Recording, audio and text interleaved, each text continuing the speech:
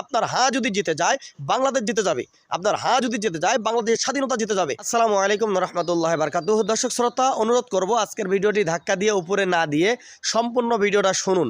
দর্শক শ্রোতা, আজকের ভিডিওটি আমার ক্যাটাগরির বাইরে, এরপরও ভিডিওটা করতেছি কেন জানেন? আমি একজন সচেতন নাগরিক হিসাবে আপনাকে সাবধান সতর্কতা করার জন্য আজকে ভিডিও করতেছি।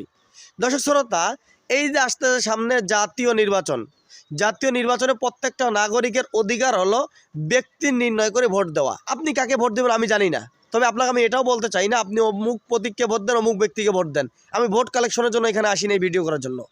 তবে এতটুকু আপনার কাছে রিকোয়েস্ট করব, আপনি এমন একটা প্রতীক বেছে নেন, এমন একজন ব্যক্তিকে বেছে নেন যে ব্যক্তির দ্বারা ন্যায় নীতি প্রতিষ্ঠা হবে, ইনসাফ কায়েম হবে, এমন ব্যক্তিকে ভোট দেন।